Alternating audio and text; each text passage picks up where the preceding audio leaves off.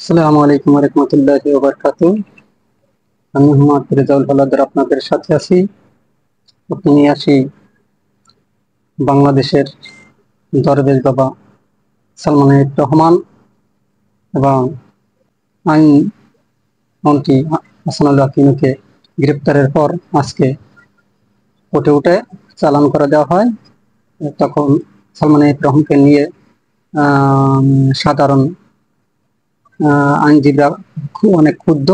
তাতে তাকে ফাঁসির দাবি জানানো হচ্ছে যে এই বাংলাদেশের যত হত্যা, গুম এবং দেশের অর্থনীতি পঙ্গি করার একমাত্র হাতিয়ার হিসেবে তাকে দায়ী করা হয়। তিনি কোটি কোটি টাকা শেয়ার বাজারের টাকা আত্মসাৎ করেছেন এবং বাংলাদেশের ব্যাংক থেকে কোটি কোটি টাকা লোন নিয়ে তিনি আত্মসাৎ করেছেন। এমতো অবস্থায় তিনি দেশের পরিস্থিতি দেখে পালানোর চেষ্টা করে, কিন্তু হাতে নাতে তাকে ধরে ফেলে গোয়েন্দা পুলিশ সংস্থা। এরপর তাকে আজকে কোর্টে অনেক নিরাপত্তার জন্য কালকে তোলা হতো, কিন্তু কালকে তুলতে পারিনি, আজকে তোলা হয়। দেখুন তার ভিডিও।